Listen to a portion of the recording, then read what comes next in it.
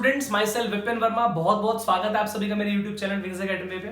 मेरे बच्चों, सेल का अगला लेक्चर जो है और आपको बताना चाहूंगा यही हमारा सेल का फाइनल लेक्चर भी है। बच्चों प्लीज ध्यान रखना, सेल में बहुत सारी टर्म्स आपको पढ़ाई है मैंने, ईच एंड एवरी टर्म पढ़ाई है। कॉम्बिनेशन ऑफ सेल पढ़ाया था जहां मैंने n नंबर ऑफ सेल्स की बात की थी, आइडेंटिकल सेल्स थे।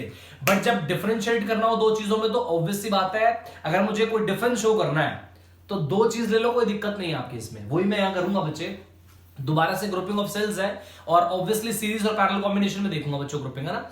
नाउ अब हमारा एम क्या है वो आपको समझा दूं बच्चे। मेरा एम ये है जी, मुझे तो भैया अगेन कॉम्बिनेशन में इक्विवेलेंट ईएमएफ निकालना है, इक्विवेलेंट इंटरनल रेजिस्टेंस कैलकुलेट करनी है। मेरा एम ये है इनमें, मगर शर्त क्या है, कब? When sales having different EMF and different internal resistance.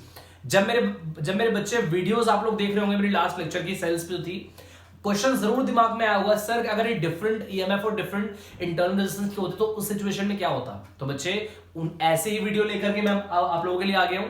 तो फटाफट से देखिए, सीरीज कॉम्बिनेशन, दो सेल लूंगा, डिफरेंट ईएमएफ होंगे, डिफरेंट इंटरनल रेजिस्टेंस होंगे, उनका इक्विवेलेंट ईएमएफ निकालूंगा और इक्विवेलेंट इंटरनल रेजिस्टेंस निकाल के आपको दिखाऊंगा। लेट्स स्टार्ट बच्चे प्लीज। हमारा फर्स्ट आ रहा है सीरीज कॉम्बिनेशन। बच्चे ध्यान रखना, यहां पर बच्चों मैं पहले लिख दूं व्हाट, विद डिफरेंट ईएमएफ मेरे बच्चे, with different EMF and internal resistance। बच्चों दोनों के दोनों आपके डिफरेंट होंगे। सो मेरे बच्चों बहुत ध्यान से आप वीडियो को देखते रहना। with different EMF and different internal resistance, right बच्चे। स्टार्ट कर रहा हूं, फटाफट से देखिए। मेरा पहला सेल है आपके सामने, है ना, और ये रहा मेरा बच्चा दूसरा सेल, है ना। ये टर्मिनल्स आपके हो गए, टर्मिनल ए, ये आपका टर्मिनल बी, और यहां पर बच्चों में टर्मिनल सी एज्यूम कर रहा हूं बीच में, है ना, कोई दिक्कत नहीं हो सकती इसमें। मैं मान रहा हूं बच्चे पहला सेल है, ईएमएफ E1 है, इंटरनल रेजिस्टेंस पे अज्यूम कर रहा हूं उसकी R1 है, E2 और इंटरनल रेजिस्टेंस क्या है बच्चे इसकी R2। ओके, नाउ आपको पता है सीरीज में करंट सेम रहता है तो दोनों सेल से सेम ही करंट आ रहा होगा, राइट बच्चे। फटाफट से देखिएगा, एक ही बात है, यहां पर भी आई शो कर दो, कोई दिक्कत नहीं है इसमें। नाउ मेरा एम क्या है बच्चे, ध्यान से देखना।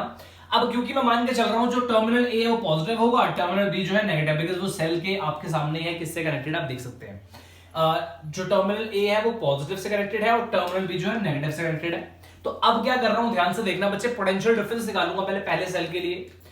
फर्स्ट सेल के लिए पोटेंशियल डिफरेंस निकालूंगा तो दो पॉइंट्स दिखेंगे आपको, कौन सा, ए और सी, बिकॉज पहले सेल के हिस्से में ए और सी दो पॉइंट्स आ रहे हैं ना, सेकंड सेल के हिस्से में सी और बी दो पॉइंट्स आ रहे हैं।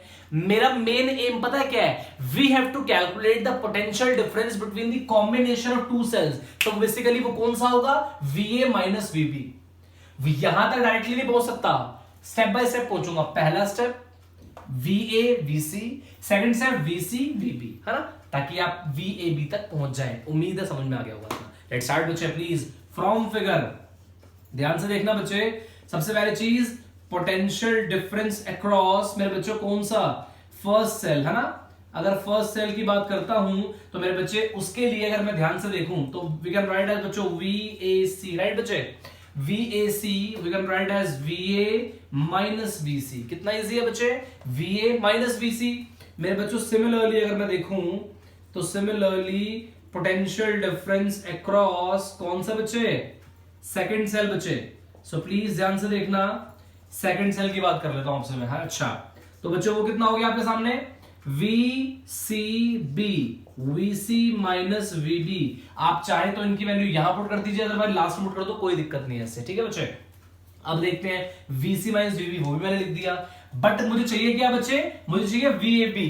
अब ध्यान से देखना बच्चे, VAB आपको मिलेगा कैसे, मतलब VA माइनस VB आपको कैसे मिलेगा, अगर मैं इन दोनों को एड अप कर दूं फिर बच्चे। So net potential difference between combination of cells, है ना, कॉम्बिनेशन ऑफ सेल के लिए अगर बात करूं बच्चे मैं, तो नेट पोटेंशियल डिफरेंस क्या होगा, दैट इज व्हाट, VAB। और वो कैसे मिलेगा मेरे बच्चे, मैं सिंपली इनको क्या करूंगा, सिंपली अगर इनको एड अप कर दूंगा मेरे बच्चों को क्या होगा, VAC प्लस VCB आपके सामने है, VAC प्लस VCB।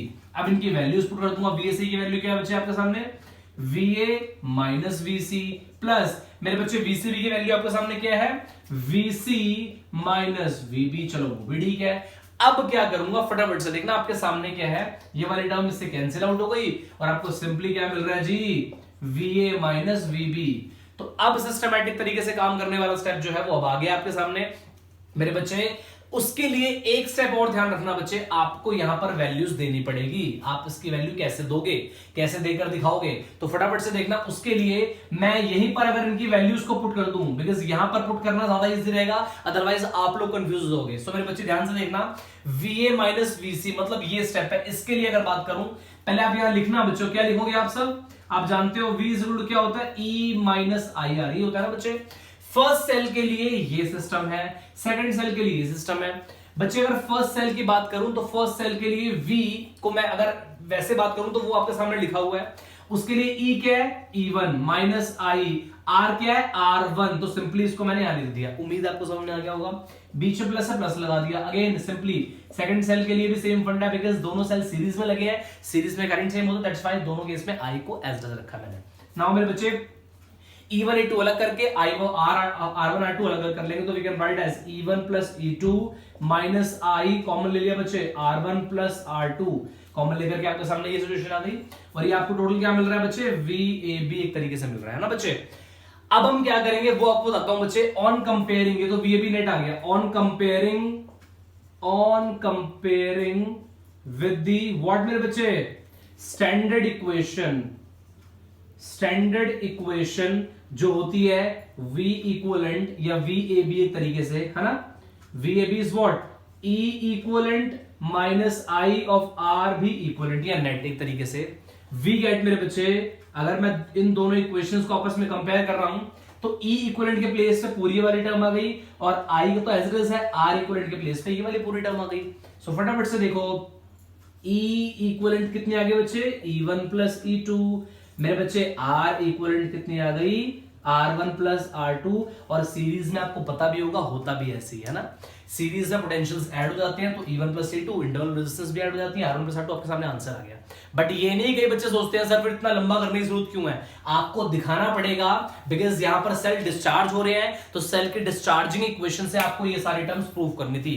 उम्मीद करता हूं बहुत अच्छे तरीके से आपको फर्स्ट पार्ट समझ में आ गया होगा। मेरे बच्चे फटाफट से देखिए, सेकंड पार्ट है पैरेलल कॉम्बिनेशन। ये वाली डेरिवेशन कंफर्म आपके एग्जाम में आएगी, बहुत बार आ चुकी है, इस पे बेस्ड क्वेश्चन भी आ जाता है, वो एज इट इज आप देख लेंगे, सिंपली सॉल्व हो जाएगा।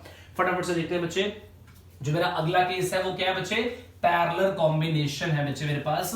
और अगेन दो सेल्स होंगे having different EMF and different internal resistance बच्चे।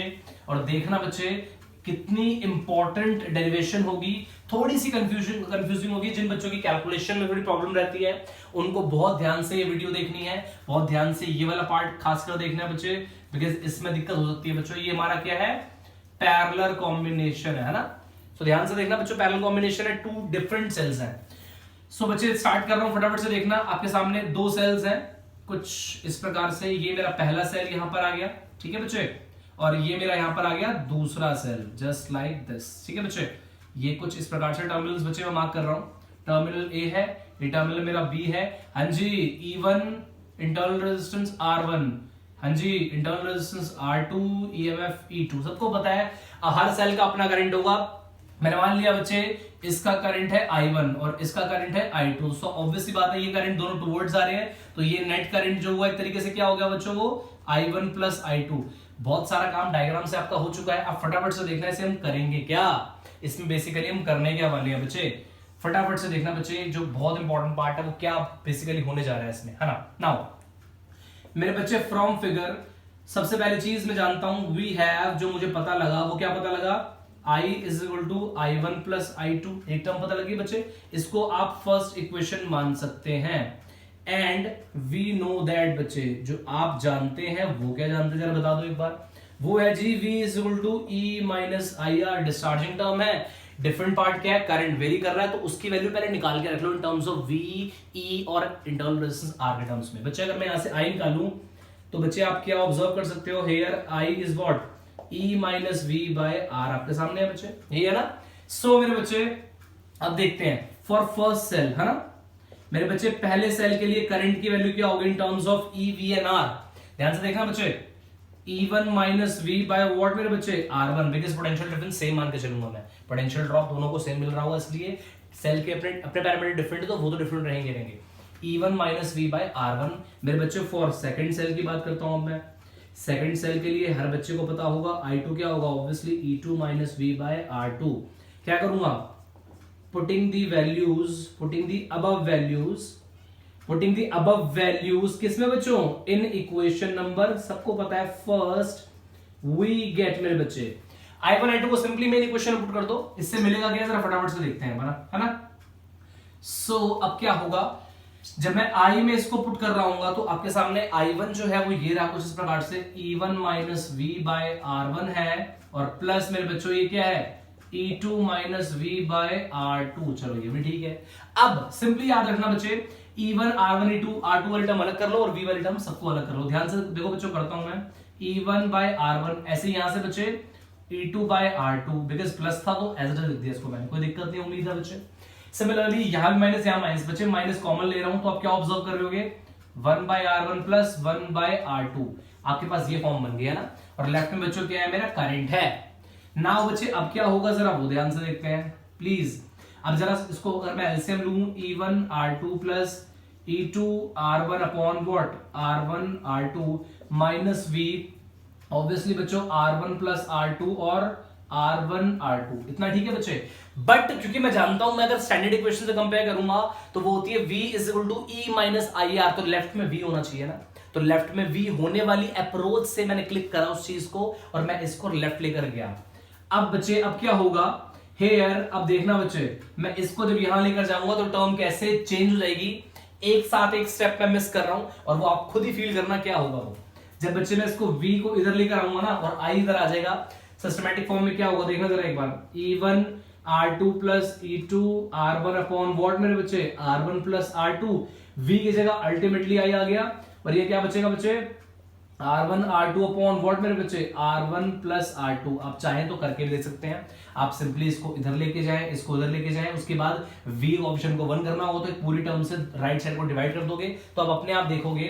जब सोचो बच्चे, आप सिंपली ऐसे ऐसे इमेजिन करना, आप ऐसे सोच सकते हो, जब ये वाली टर्म इधर आएगी और ये वाली टर्म इधर जाएगी तो ऑब्वियसली V के साथ जब पूरी टर्म ये आई हुई है तो यहां पर तो सिर्फ V रहना चाहिए, इसका मतलब ये वाली पूरी टर्म यहां डिवाइड में जाएगी। जब बच्चों ये वाली पूरी टर्म यहाँ डिवाइड में जाएगी तो देखना, जब इसको मैं डिवाइड करूंगा तो ये वाली टर्म ऊपर गई, इससे ये कट जाएगा पूरा, जब इससे कटेगा तो ये वाली टर्म नीचे बच जाएगी। इजी है ना बच्चे, माइनस आई तो एज इट इज है। अब इसके साथ जब ये वाली टर्म जाएगी तो रिवर्स हो जाएगी, R1 R2 upon R1 plus R2। मुझे उम्मीद है बहुत अच्छे तरीके से आपको मेरी बात समझ में आ गई होगी बच्चे, ठीक है ना, गुड। अब बिल्कुल स्टैंडर्ड फॉर्म बन चुकी है, बस कंपेयर करना है, बस मेरे बच्चे, ऑन कंपेयरिंग विद द बच्चों व्हाट, किससे, स्टैंडर्ड इक्वेशन बच्चे, है ना। स्टैंडर्ड इक्वेशन वो कौन सी होती है, V is equal to E equivalent minus I of R equivalent, अपने आप मेरे बच्चों व्हाट वी गेट, मेरे बच्चे E इक्वलेंट आपके सामने कितना आ गया, E1 R2 plus E2 R1 upon what मेरे बच्चे, R1 प्लस R2, एक टर्म तो ये आ गई, एंड जो आपके सामने बच्चे आपको दिख रही है वो क्या है, R इक्वलेंट। और आपको पता ही है बच्चे, हिंट भी आपको याद होगा, जब दो रेजिस्टर पैरेलल में लगे होते हैं तो R1 R2 upon R1 plus R2, देखो ध्यान से वही सेम रिजल्ट आपको मिला बच्चे। तो आप लिख सकते हैं बच्चों क्या, R1 R2 अपॉन व्हाट मेरे बच्चे, R1 प्लस R2। ये था सिस्टमैटिक तरीके से इस पूरे कॉन्सेप्ट का सॉल्यूशन। उम्मीद करता हूं बहुत अच्छे तरीके से आपको मेरी वीडियो समझ में आ गई बच्चे, बहुत इंपॉर्टेंट लेक्चर था। एग्जाम में ये वाला डेरिवेशन मोस्ट इंपॉर्टेंट है, ये बात आप लोग बिल्कुल लिख लीजिए, एग्जाम में बहुत इंपॉर्टेंट क्वेश्चन है, एग्जाम में आ सकता है बच्चे। इसमें 2 नंबर क्वेश्चन बन सकता है, मैं क्वेश्चन वैसे आपसे शेयर कर रहा हूं। देखो ये फॉर्मूला आपको कभी यूज करना, डायरेक्टली आपको पता लग जाएगा। 2 सेल्स है जी, 2 सेल्स है, उनके डिफरेंट ईएमएफ गिवन है, आपको उनके डिफरेंट इंटरनल रेजिस्टेंस गिवन है। आपको पूछा गया होगा calculate their equivalent EMF equivalent internal resistance, तो आपको सिंपली क्या करना है, वी नो दैट फॉर्मूला, ये फॉर्मूला दोनों आपको पता है, E1 E2 आपको पता होगा क्वेश्चन में, R1 R2 आपको पता होगा, अरे पुट करो वैल्यू, क्वेश्चन खत्म करो यार, सीधा क्वेश्चन है, आपका डायरेक्ट आंसर आ जाएगा इससे। मुझे उम्मीद है बच्चे बहुत अच्छे तरीके से आपको ये बात समझ में आ गई होगी, और जरूर आप लेक्चर देखना, अगर आपको लगेगा कि इस पर न्यूमेरिकल करवाना चाहिए आप मुझे बताना जरूर, मैं न्यूमेरिकल जरूर इस पर डालूंगा। और मुझे उम्मीद है आपको ये लेक्चर बहुत अच्छा लगा होगा। थैंक यू सो मच बच्चे, ऐसे ही मेरी वीडियो को मैक्सिमम टू मैक्सिमम स्टूडेंट तक शेयर करते रहना, ताकि हम लोग ऐसे ही और अच्छे से आप लोगों के लिए वर्क कर सके। Thank you so much.